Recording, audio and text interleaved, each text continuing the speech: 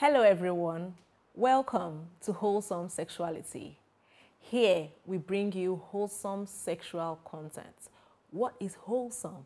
Wholesome is complete, is fulfilling, is satisfactory. But guess what?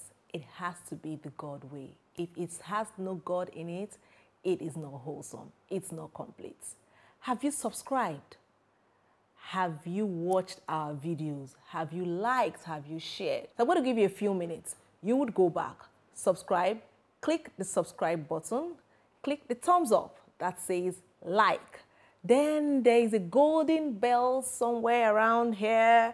Yes, click on it. That's to turn on notifications. So every time we bring up new videos, you are notified. You don't get to miss anything. And most importantly, share. Share with your friends, share with your loved ones, share with your acquaintances, share with your colleagues, share. We are spreading the gospel of sex. Now, let's talk about sex.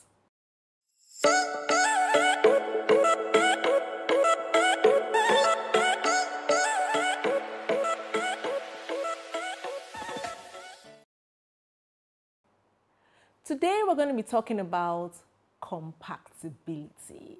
Yes, a lot of questions, a lot of DMs, and guess what? Mostly from the single people. How do I know we are going to be compatible? How do I know she's going to satisfy me? How do I know what he likes, what she likes? How will I know? I'm really so sorry, but really, that's the way they sound in my ears when I'm reading it. Because we have been lied to. We have been told that there's something called sexual compatibility. Is there?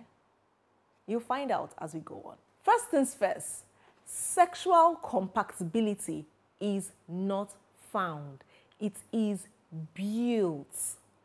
It is not found. It is built. Take that down. And we're back. Now, what is compatibility? Simple example of simple illustration of compatibility is your phone and the charger. So you have a Samsung A52 phone and it uses a Type-C charger. And then you have an iPhone that has its own, uses an Apple charger. Would you try the iPhone charger on the Samsung phone? Trust me, you would not. Would you try the Type-C charger on the iPhone? You would not. You would only use the charger that came with that product on the product. I think I've lost a couple of you around somewhere along the line. Let's come back to sex. Because I can see that everybody's wondering, how does all this relate with sex? Simply put, all the experience you are gathering as a single person is null and void. It will not help you. It would only cause damage in your marriage. Compatibility can be built, but in the confines of marriage. In marriage, you are stuck with the person you are married to, literally, right? Both of you have zero experience. Both of you have zero ideas. Both of you are not even sure. You people are coming in there with, open expectations, right? Now, when you find yourself in this situation, what do? You don't go about blaming yourself. You don't go about blaming the church. You don't go about blaming schools. You don't go about blaming your parents that said, wait till marriage and all whatnot. No, they did you a big favor. Now you are here. It's time to build.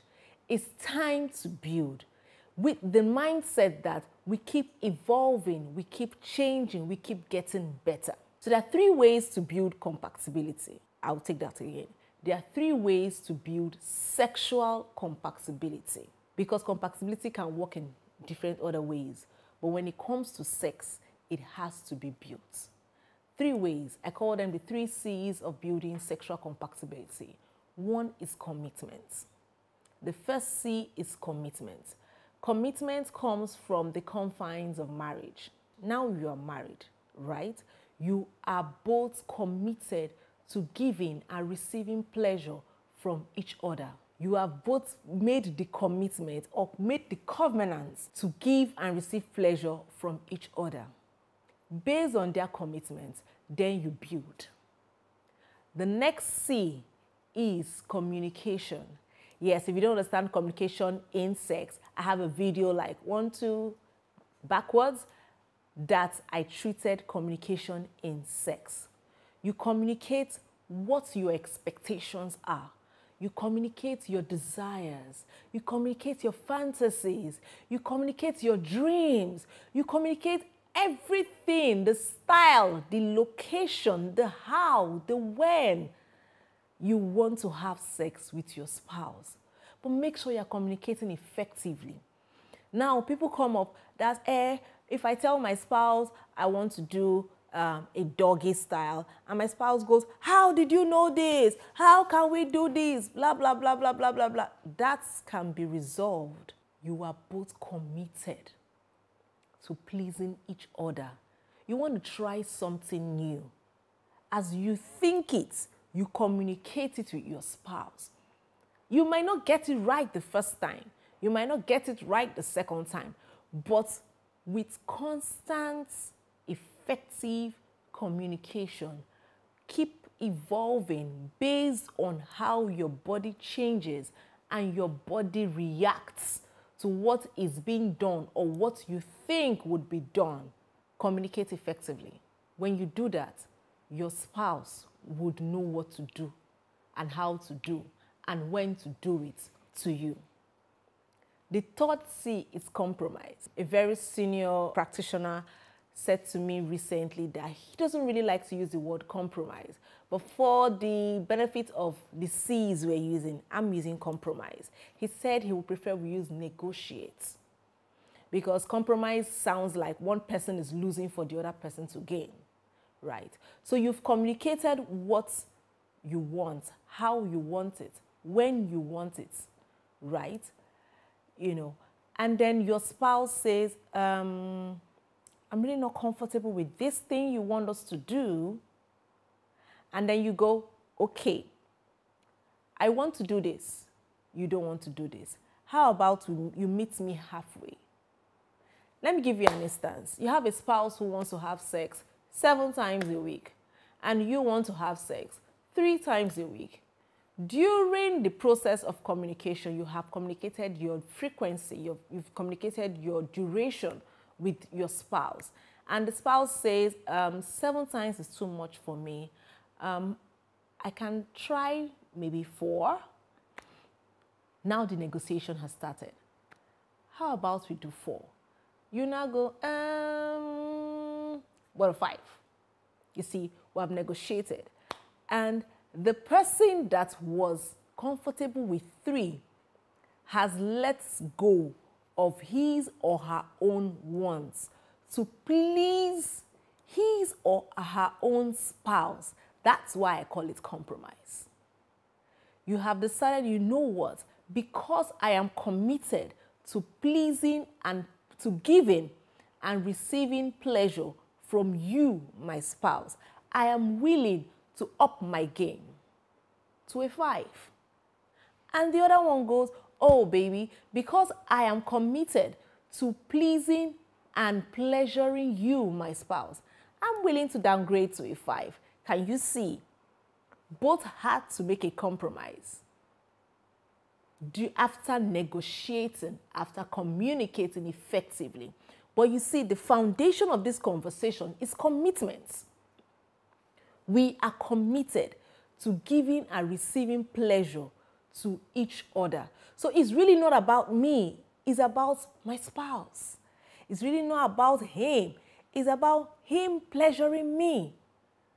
So in this case, we are committed to giving and receiving pleasure to one another. Then we take it the next step. We communicate. What is pleasure to me? What is pleasure to you? Okay, we've been having sex on the bed every other time. Are you okay with it? Oh no, baby, how about we try the kitchen? And he's like, we cook in the kitchen. It's going to make everywhere dirty. Hygiene. Oh my God, I can imagine. You're like, baby, calm down. When we're done, I will clean it. Now you're negotiating. Now you're negotiating. You want to have sex on the kitchen. Your spouse wants to have sex on the bed. I say, okay, how about today we have it in the kitchen and tomorrow we have it on the bed? So you can see that it is a back and forth conversation between two people who are committed to giving and receiving pleasure from one another. So the bedrock is commitment. And then the stepping stone is communication. When you have communicated effectively, then comes compromise. Do I want to? I don't really want to, but because I'm committed to this person, I do it. So we sit down and we discuss, what do you want? How do you want it? Where do you want it? When do you want it? How frequent do you want it? These are things we sit down as married people to have. These are conversations we sit as married people to have and enjoy. And the beautiful thing about it is, by the time you're done, you're happy. Guess what? Or why are you happy? You find out that you have pleased your spouse.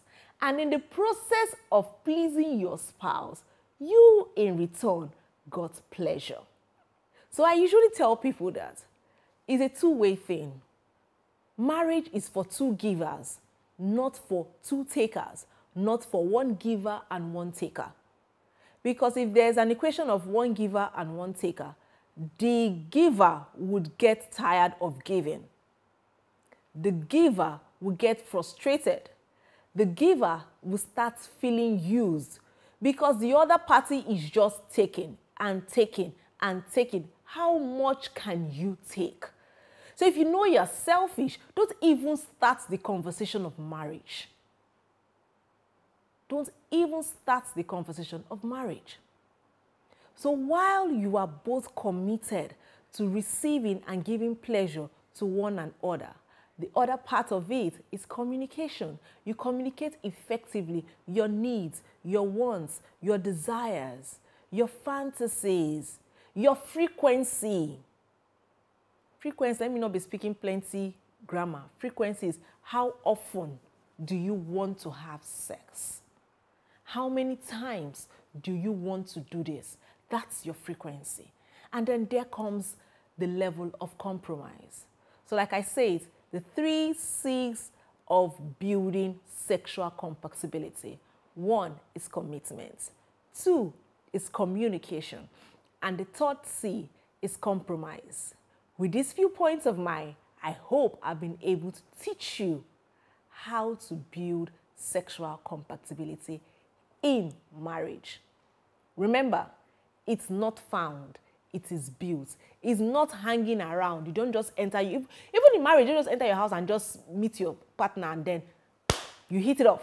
You're compatible. He just knows automatically all the things to do to you and how to do it and where to do it. And then you just automatically, no, it's not magic. It's not magic. It is built.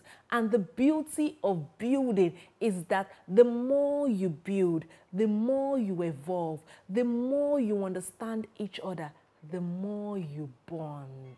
Thank you so much for joining me today. Remember, subscribe, like, share, and comment. Let's know what's going on in your head. Let's think along with you, and let's build more content to help you have and enjoy sex in marriage. From me, it's bye.